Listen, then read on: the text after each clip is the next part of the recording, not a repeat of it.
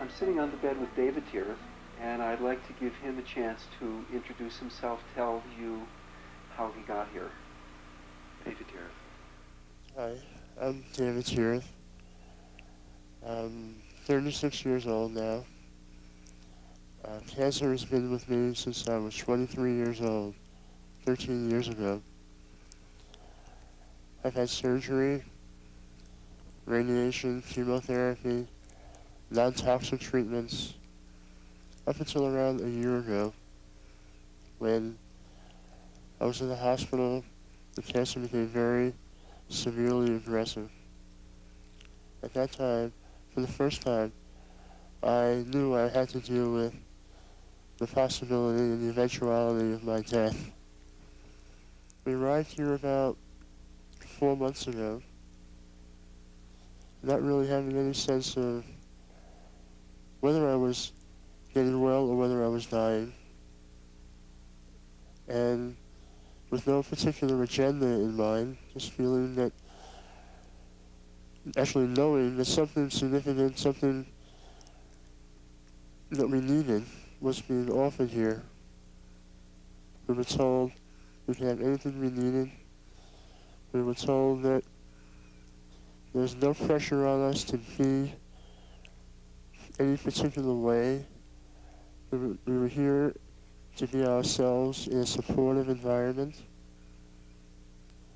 and that whatever was to happen in the course of my process and the leader's process was going to happen, and that there's no particular format which we had to follow.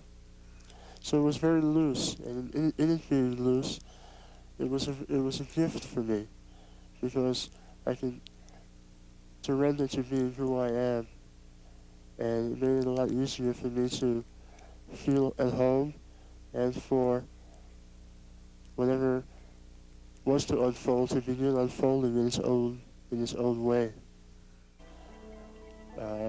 When I'm feeling well, I love to take a walk out in the hills or in the creek bed out back.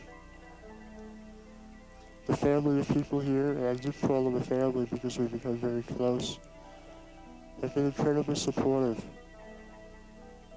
There's no right way to be, there's no right way to go through what I'm going through. They encourage me to take as much space and give myself as much permission to be myself and to go through what I needed as I needed. And the love and the emotional support, the spiritual support, and the physical nourishment have been perfect.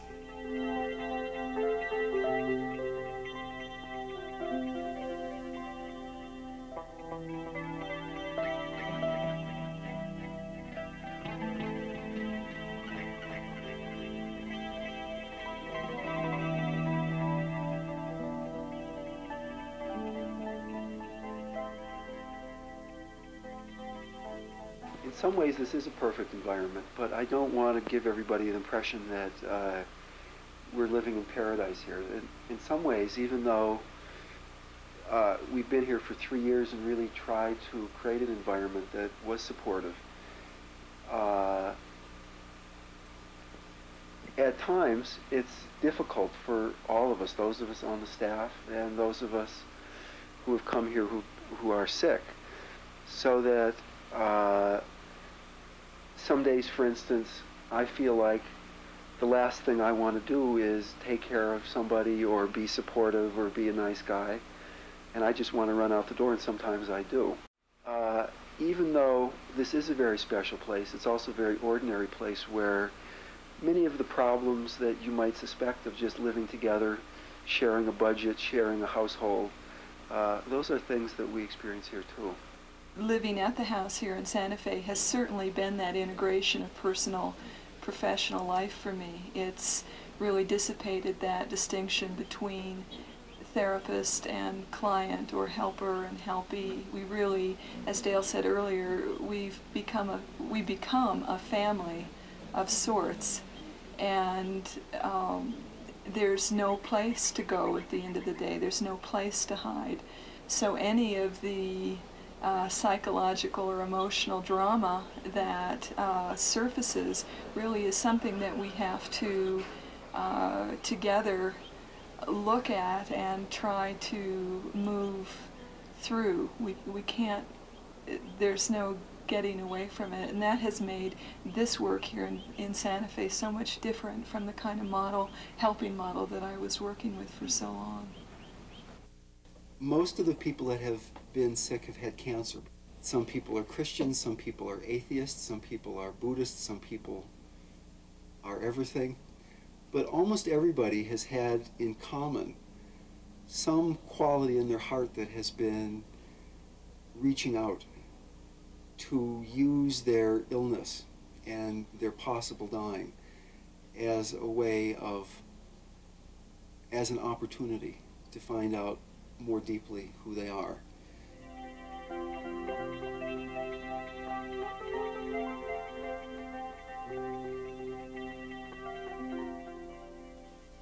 Day after day, the pain is becoming more severe, discomforts and my limitations are becoming more and more disabling.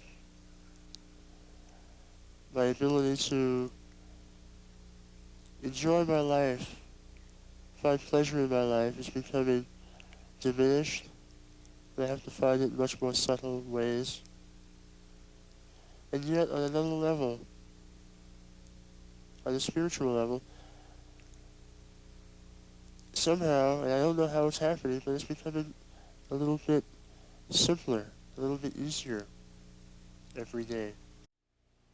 My days now are basically ruled by tuning into my energy in every moment and feeling what I'm truly, honestly capable of doing. And I would love to go out and play basketball, or I'd love to be more sociable, and God knows I'd love to go out and eat some chili rellenos sometime. But when it comes down to asking myself in this moment, am I capable, is my energy available to do these things? Most of the time the answer is no. And most of the time what I prefer to do, what I need to do is lie down in this bed, be alone, allow my breathing to become natural, and in that state, whatever pain and discomfort I've been experiencing seems to go away or dissolve.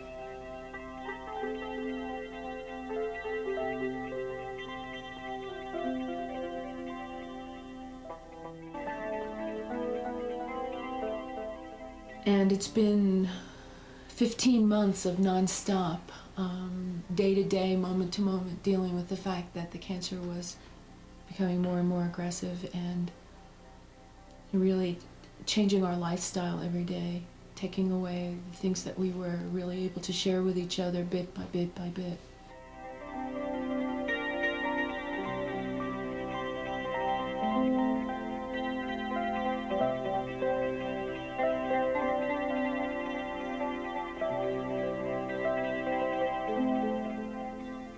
Clearly, when someone's body is filled with pain, when someone is nauseated a lot, when someone that you love feels a lot of pain, someone you love feels a lot of fear, it is difficult to remember in that moment that the heart can stay open, that true prayer can fully happen even in what seems like a bad or a situation that should be really pushed away. And if I've learned anything from this experience, is that it is that even the most difficult situation can be open to with love and acceptance, not in the sense of not doing everything humanly possible to bring physical comfort and physical healing and emotional support to the situation, but in the sense that whenever I approach a situation like that, trying to push it away, no, my friend shouldn't be dying, no, I shouldn't be sick, that resistance makes it more and more difficult for the healing to happen. There were several points in the last months there that I felt just exhausted and really wondered if I had any reservoir to move from in terms of serving. And inevitably, when I would get quiet enough, still enough, I would see that on some level I was resisting something about what was happening, that it was resistance to the process, to the unfolding, that really created the drain or the fatigue for me. And just that awareness alone, not that anything external had to change, but just that awareness alone on my part seemed to help move me through that place of being stuck or feeling too tired.